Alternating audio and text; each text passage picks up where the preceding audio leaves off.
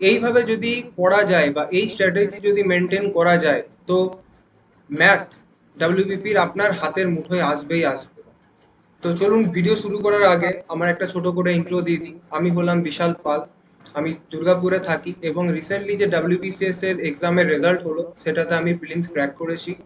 এছাড়া কলকাতা পুলিশ 22-এর যে পরীক্ষাটি হয়েছিল সেটার আমি প্রিলিমস ক্র্যাক করি, এবং সেই পদ্ধতি বা সেই আমি কেমনভাবে পড়ে সেটা আমি ক্র্যাক করতে পেরেছিলাম বা আমার স্ট্র্যাটেজি কি ছিল, আমি অ্যাকচুয়ালি ম্যাথের এই স্ট্র্যাটেজি ফলো করি। তো আজকে সেই স্ট্র্যাটেজি আপনাদের সামনে রাখছি যে ম্যাথসে যাই হোক, যে কোনোভাবে 25 মার্কসের মধ্যে 23 to 24 অ্যাপ্রক্সিমেটলি যেন চলে আসে আমাদের। সেই পদ্ধতি যদি আমরা মেনটেন করি তাহলে ধরে রাখুন 80% কনফার্ম যে আপনার একটা সিট আপনার কনফার্ম হবেই হবে।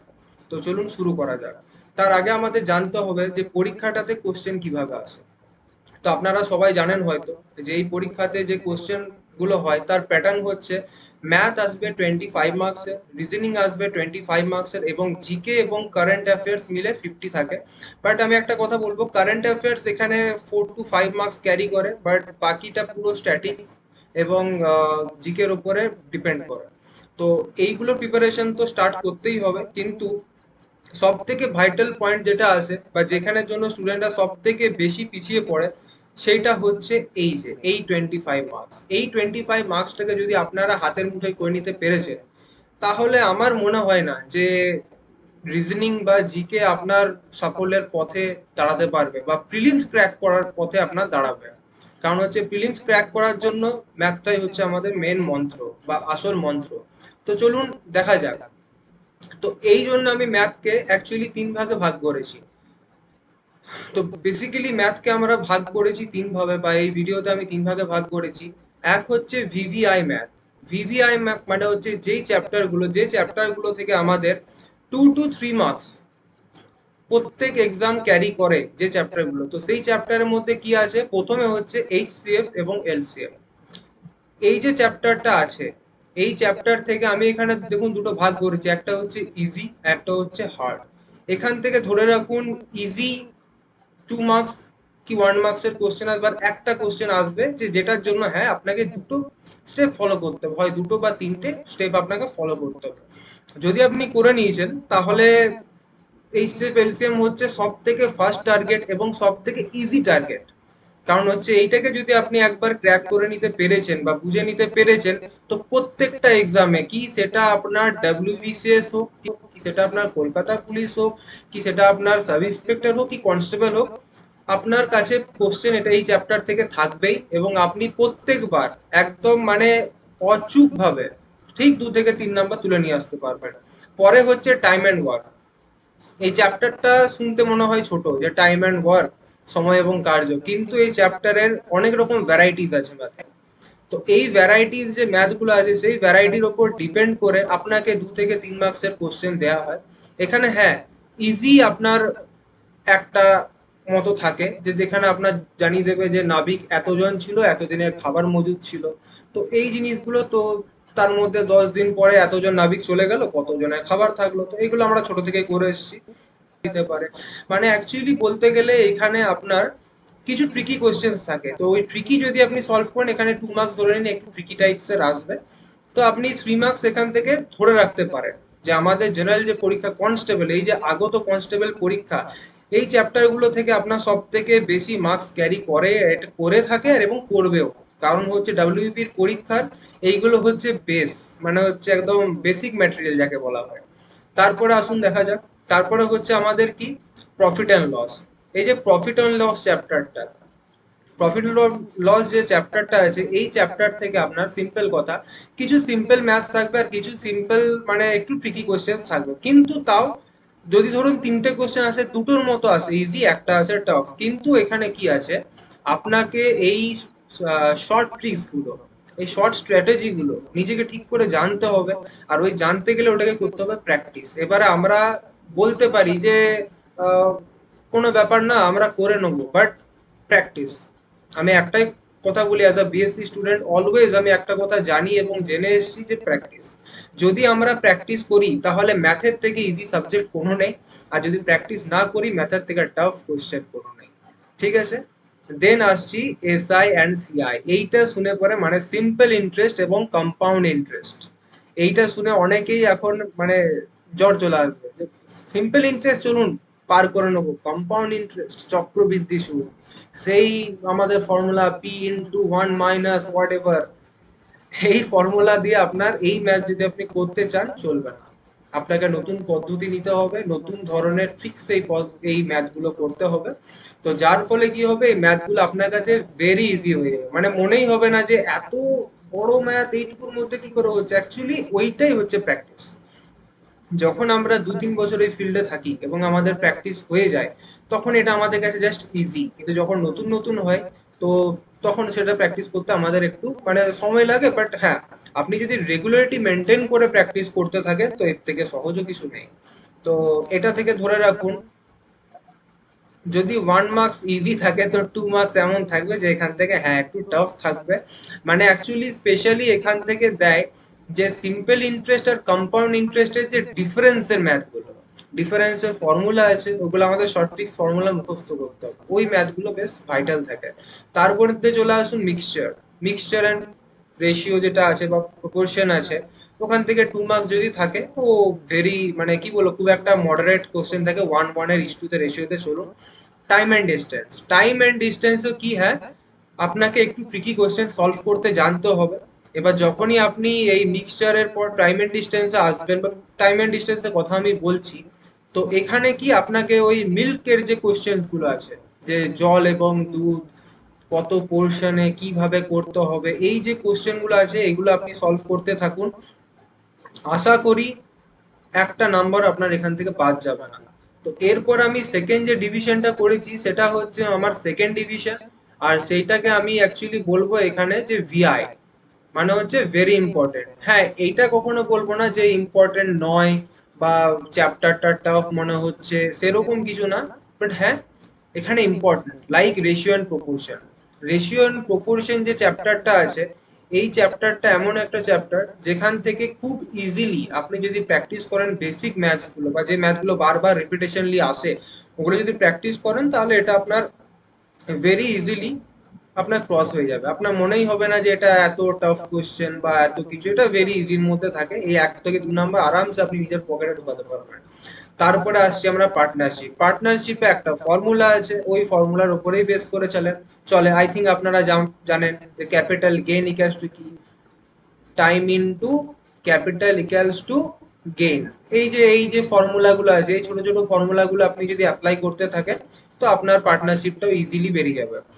তারপরে আসছে অ্যাভারেজ। অ্যাভারেজে হ্যাঁ, অ্যাভারেজ অ্যাকচুয়ালি সত্যি কথা বলতে এটা হচ্ছে টাইম ওয়েস্ট করার ম্যাথ। আপনাকে দেয় টাইম ওয়েস্ট করতে, বাট আপনি যদি প্রপার প্র্যাকটিস করেন তাহলে এটা আপনি আরামসে কিছু না হলেও ইন বিটুইন 20 to 30 সেকেন্ড আরামসে আপনার ক্লিয়ার হয়ে যাবে, খুব একটা চাপ হবে না। এবার আসছি আমরা পার্সেন্টেজ। পার্সেন্টেজের ম্যাথগুলো আপনারা যদি সুবীর দাস ধরে প্র্যাকটিস করছেন বা কোনো একটা বই ধরে প্র্যাকটিস করছেন, আমার মতামত বা আমার মতে যদি মানেন, তো এখন এই মুহূর্তে সুবীর দাস এই যে বইটা, এইটা হচ্ছে ম্যাথের জন্য ডাব্লিউবিপির এক্সামের বাইবেল। এই বইটা যদি আপনি পড়ে নিয়েছেন, আশা করছি আর বাইরে কোনো বই সেইভাবে ফলো করতে হবে না। তারপরে আসছে এপিজিপি। এপিজিপির ফর্মুলাগুলো কি করতে হবে, 1 মার্কসের আমরা এপিজিপি দেখতে পাই। এপিজিপি যদি নিজে কন্ট্রোলে এনে নিতে পারেন, 1 মার্কস আপনার কন্ট্রোলে চলে আসবে। তো এপিজিপির ফর্মুলাগুলো খুব ভাইটাল, এই ফর্মুলাগুলো আপনাকে মনে রাখতে হবে, মুখস্থ রাখতে হবে, তাহলে আপনারা কোনো সমস্যা আসবে না।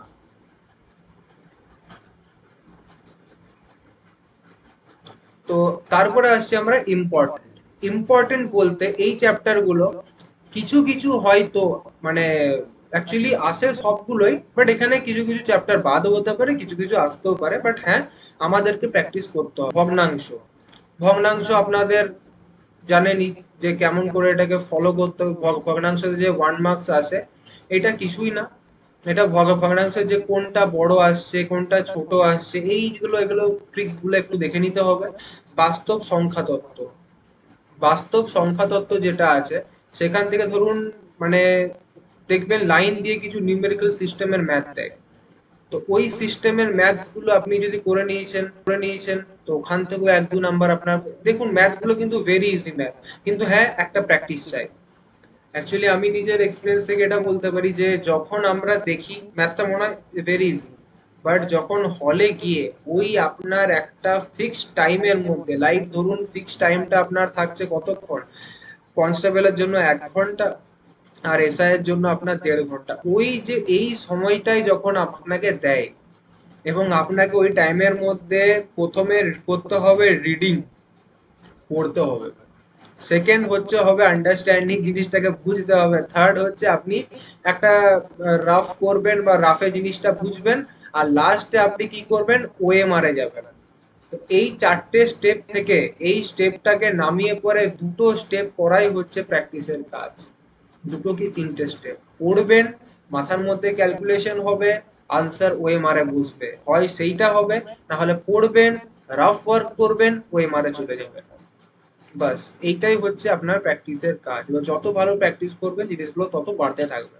তারপরে হচ্ছে বিভাজ্যতা। বিভাজ্যতা যে ম্যাথ গুলো আছে আপনি দেখবেন সুবীর দাস, আই থিঙ্ক আপনারা ফলো করেন, যেহেতু ডব্লিউবিসিএস এর প্রিপারেশনের লাইনে নেমে পড়েছেন, তো সুবীর দাস আপনাকে পড়তেই হবে, তো সুবীর দাসের ম্যাথ গুলো দেখে নেবেন, কিছু সাজেস্টিভ। এছাড়া আমি ফার্দার কিছু ভিডিওস দেবো, অ্যাকচুয়ালি ফার্দার ভিডিওস দেওয়া স্টার্ট করব, তো ওইখানে আমি সব করাবো না, ইম্পর্টেন্ট ওয়াইজ যে ম্যাথগুলো আমাদের পক্ষে ইম্পর্টেন্ট সেই ম্যাথগুলো আমি সুবীর দাস ধরেও করাতে থাকবো, এবং বাকি যদি কোনো জায়গা থেকে আমি যেরকম ম্যাথ পাবো আমি সেখান থেকে আপনাদেরকে রেফারেন্স ওয়াইজ আমার চ্যানেলে আমি ম্যাথ দেবো। নেক্সট হচ্ছে করণী। করণীর জন্য আমি একটা স্পেশাল ক্লাস দেবো, আমি আগে থেকেই বলে দিচ্ছি, কারণ করণী হচ্ছে আমাদের সেই শিখে আসা ক্লাস 10-এর ম্যাথ। এবার সেই ক্লাস 10-এর ম্যাথে অনেক সময় কি হয়, আমাদের অনেক ভাই বোন আছে যারা ক্লাস 10-এর পর থেকে ম্যাথের সাথে খুব একটা কন্ট্যাক্ট নেই, তো তাদের পক্ষে জিনিসটা ধরতে সমস্যা হয়ে যায়। আর টু বি অনেস্ট এখনকার বেশিরভাগ আমাদের ভাই বোন বা আমাদের বন্ধু সবাই অ্যাকচুয়ালি কোর্স করে অনলাইন কোর্স। তো অনলাইন কোর্সে একটা সমস্যা কি আছে, একটা ছোট থেকে ছোট মিস্টেক হলেও আপনি কিন্তু নিজেকে ওইভাবে ক্লিয়ার করতে পারবেন না, ফেস টু ফেস বসে একজনের টিচারের কাছে খাতা কলমে যে জিনিসটা হয়। আমি মনে করি, আই ডোন্ট নো আমি ঠিক না ভুল, কিন্তু আমার মতবাদ অনুসারে যে অফলাইনে হয়তো কোনো না কোনো জায়গায় সেটা একটু ছুটে যায়। আমার পক্ষে মনে হয় যে কি ফেস টু ফেস ওয়ান বা মানে ওয়ান অন ওয়ান ক্লাস করার ব্যাপারটা একটু আলাদা, বাট এই লেভেলে হয়তো সেরকম টিচার সবার পাওয়া খুব মুশকিল। এছাড়াও আপনারা সবাই নিজেদের কাজে আছেন, সবাই নিজেরা কাজ করতে, কেউ হয়তো পার্ট টাইমে টিউশন পড়াতে পড়াতে নিজের প্রিপারেশন করছে, কেউ কাজ করতে করতে করছে, তো যার পক্ষে সেটা আশা করাটা ভুল। কিন্তু হ্যাঁ, কোনো রকম সমস্যা, আমি যখন মানে আমার ভিডিও আপলোড করবো বা এই জিনিসগুলো নিয়ে ক্লাস করাবো, আমাকে যদি আপনারা জানান বা কন্ট্যাক্ট করেন, নিশ্চয়ই আমি 100% চেষ্টা করব যে আপনাদের প্রবলেমটা সলভ করে দেওয়া। তারপরে আসছি ত্রিকোণমিতি, এইটা হচ্ছে আরেকটা ভয়ের জায়গা। এই যেটা আমাদের যেটা ত্রিকোণমিতি অ্যাকচুয়ালি কেন, যেহেতু আমরা ধরুন আহ ত্রিকোণমিতি সেই করেছি ক্লাস 10-এ, তারপর করার পর থেকে দেন তারপরে হয়তো আর কন্ট্যাক্ট অনেকের নেই, কিন্তু ত্রিকোণমিতি হ্যাঁ ভয়ের কিছু নেই। ভয়ের কিছু নেই মানে হচ্ছে ত্রিকোণমিতি আপনার যে ভ্যালু গুলো আছে, ট্যান কস সাইন এর এইসবের যে ভ্যালু গুলো আছে, ওই ভ্যালু গুলো আপনি যদি নিজের মধ্যে ঠিকঠাক বুঝে নিতে পেরেছেন এবং করতে পেরেছেন, হ্যাঁ এটার সাথে ত্রিকোণমিতির সব থেকে ইম্পর্টেন্ট একটা জিনিস, তার আমি নামটা এখনই লিখে দিই, কারণ পরে আই ডোন্ট নো আমার মানে যদি মনে যে না থাকে বা ভুলে যায়, সেটা আপনাদের সাথে আমার খারাপ খারাপ হবে। সেটা হচ্ছে হাইট অ্যান্ড ডিস্টেন্স।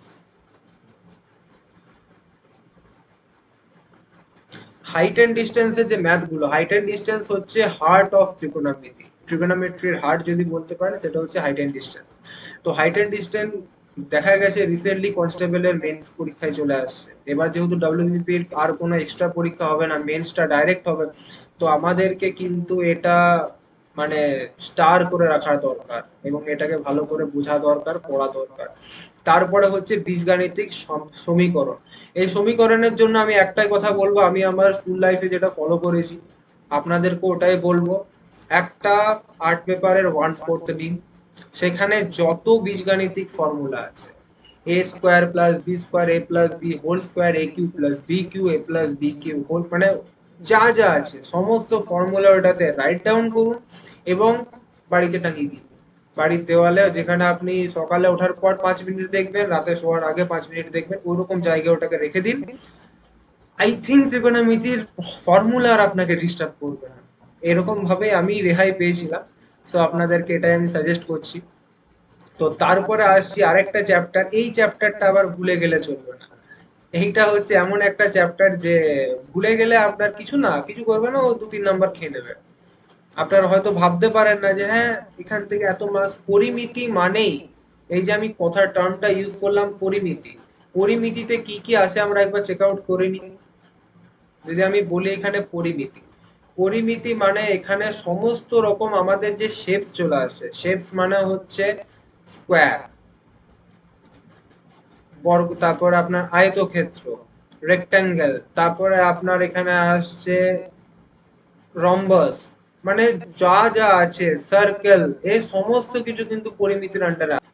এই যে এই পরিমিতি চ্যাপ্টারটাকে, ওই জন্য আমি বলছি এটাকে ছোট একদম নেবেন না। পরিমিতি চ্যাপ্টারটা যথেষ্ট ইম্পর্টেন্ট, এবার প্রত্যেকবারই এখান থেকে কোশ্চেন দেয়, এখান থেকে প্রশ্ন দেয়, এখান থেকে এবারে হ্যাঁ আপনি যদি ফর্মুলা মনে রাখতে পেরেছেন, হ্যাঁ একটা বড় জিনিস বলতে ভুলেই গেলাম, দ্যাট ইজ ত্রিভুজ।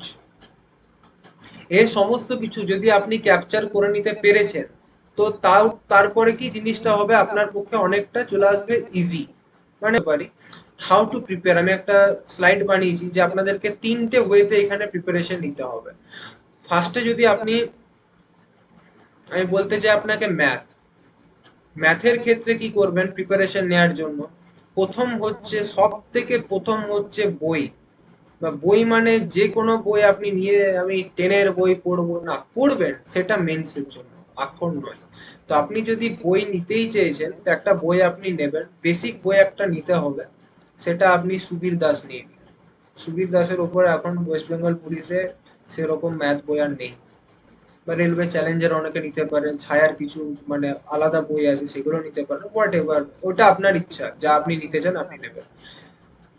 প্রথম হচ্ছে আপনাকে বেস ক্লিয়ার করতে হবে।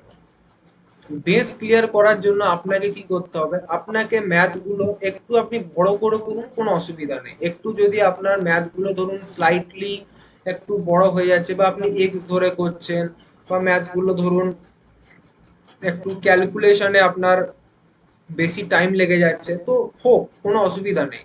কারণ এইটা আমরা ঠিক করে নেবো আমাদের সেকেন্ড ফেজে। যখনই আমরা সেকেন্ড ফেজে যাব, আমরা এবারে চলে আসবো ওই ম্যাথ গুলোই ইজিলি কিভাবে করা যায়। লাইক এইবারে আমরা ভালো করে শিখতে থাকবো যে শর্ট ট্রিক্স। এবার শর্ট ট্রিক্স এর জন্য দুটো কাজ করতে পারেন। এক হচ্ছে ইউটিউব, 100 বার এখানে অনেক ভালো ভালো স্যার আছে, টিচার্স আছে যারা ধরে ধরে ম্যাথের শর্ট ট্রিক শিখিয়েছেন। আম, এইটা আপনার বিরাট বড় একটা পয়েন্ট।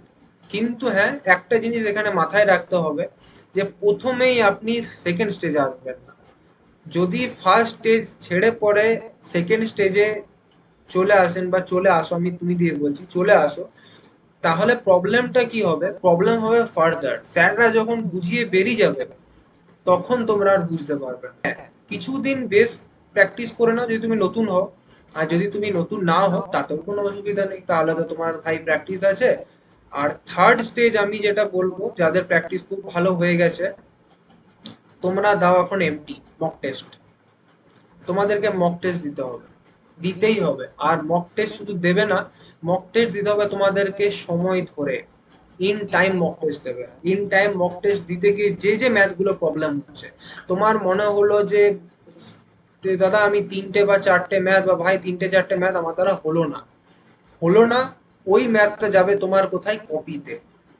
আর হ্যাঁ এখানে একটা কথা বলি, কপি মাস্ট, নিজেদের একটা কপি বানাবে। কারণ যদি কপি না বানাও বা না বানান তাহলে অনেক সমস্যা আছে। কারণ তোমার যেগুলো ইম্পর্টেন্ট ম্যাথ, মনে হবে শর্ট ট্রিক্স একবার দুবারে হয় না, কিন্তু শর্ট ট্রিক্স বারবার প্র্যাকটিস করতে হবে, তারপরে শর্ট ট্রিক্স এরকম হবে যে তোমার মাথার মধ্যে আসবে, ঠিক আছে? তো এই রকম ভাবে তুমি যদি প্র্যাকটিসটা করতে থাকো, আমি লিখিত দিতে পারি তোমাকে কি 23 থেকে 24 নাম্বার আরামসে, আরামসে মানে আরামসেই পাওয়া যায়। কারণ ম্যাথ হচ্ছে এমন একটা সাবজেক্ট, তুমি ওইখানে করে তোমার একটা নিজেরই স্যাটিসফ্যাকশন আসবে, হ্যাঁ আমার এতগুলো ম্যাথ ঠিক আছে, কারণ এখানে 100% অ্যাকিউরেসি তোমার মাথায় চলে আসবে। কারণ তোমার দেখবে পয়েন্টসে আনসার আসছে, তুমি সলভ করছো দেখছো তোমার 4টে পয়েন্টের মধ্যে একটাই আছে, ভেরি গুড। আর কিছু কিছু ম্যাচ তো এরকম আছে যে তোমাকে অপশন থেকেই তুমি একদম ডাইরেক্ট করে দিতে পারো, তোমাকে সলভ করারও দরকার হবে না, ঠিক আছে? তো অ্যাকচুয়ালি এখন আমাদের হাতে সময় সেরকম নেই, কারণ হচ্ছে খুব সামনেই আমাদের এই যত পরীক্ষা দেখতে পাচ্ছ 3 থেকে 4 মাসের মধ্যে সমস্ত কিছু হয়ে যাবে আশা করছি। তো মানে এখন সামনে যেহেতু ডাব্লিউবিপি এসআইটা আছে, ডাব্লিউবিপি কনস্টেবল আছে, কেপি কনস্টেবলের তো ডেটও আই থিঙ্ক একটা দিয়ে দিয়েছে যে এই ডেটের মধ্যে হতে পারে। তো আমাদের এখন দরকার হচ্ছে প্র্যাকটিস করা এবং ম্যাথগুলো শেখা। যাদের ম্যাথ প্র্যাকটিস হয়ে গেছে তারা কি করতে পারো, তারা মক টেস্ট দাও। আর যারা যদি নতুন করে ম্যাথ করতে চাইছো বা নতুন করে ম্যাথ শুরু করতে চাইছো, তাদের পক্ষেও এটা হচ্ছে গোল্ডেন টাইম, তোমরাও শুরু করো। এবারে হ্যাঁ, আমি একটা সিরিজ বানাচ্ছি আমার ইউটিউবে, যে আমার এটা ফার্স্ট ভিডিও আইডি। তো আমি একটা সিরিজ বানাবো যে সিরিজে সমস্ত রকম চ্যাপ্টার্স থাকবে, মানে অল চ্যাপ্টার্স। লাইক ম্যাথসের কোনো চ্যাপ্টার এরকম থাকবে না যে আমি ছাড়বো। অল চ্যাপ্টার্স আমি স্টার্ট করাবো, কিন্তু হ্যাঁ চ্যাপ্টার ওয়াইজ স্টার্ট করাবো। আমার যেটা প্ল্যান হচ্ছে ওটা হচ্ছে চ্যাপ্টার ওয়াইজ আমি স্টার্ট করাবো। আর সিলেক্টিভ ম্যাথ নেবো চ্যাপ্টার চ্যাপ্টার ওয়াইজ পড়াবো। যার ফলে কি হবে, যারা নতুন তাদেরও একটু ধারণা হয়ে যাবে, বা তারা সম্পূর্ণভাবে এখানে নিজের বেসটাকেও শিখতে পারবে, ক্লিয়ার করতে পারবে। আর যারা পূর্ণ তারা নিজেরা একবার নিজেকে চেক আউট করে নিতে পারবে। তো আমি অ্যাকচুয়ালি সিরিজ স্টার্ট করছি, যেহেতু সামনে আর হাতে খুব একটা বেশি দিন সময় নেই। যদি ভিডিওটি ভালো লেগে থাকে আমাকে সাপোর্ট করো। আর আমাদের ফার্স্ট টার্গেট 3 স্টার টার্গেটটাকে আমরা এখানে স্টার্ট করব, সেটা হচ্ছে HCF LCM করে নেবে। কারণ এরপরে স্টার্ট হবে 1 বাই 1 সিরিজ। আর যারা নিজেদেরকে মনে হচ্ছে যে একবার ঝাড়ে নিলে ভালো হয়, তো প্লিজ আমার চ্যানেলটা সাবস্ক্রাইব করে রাখো। আর যাওয়ার আগে একটা কথা বলবো, যে এইখানের থেকে একটা সিট আমাদের চাই। আর হ্যাঁ, লড়তে থাকো, জিত আমাদেরই হবে। জয় হিন্দ, বন্দে মাতরম।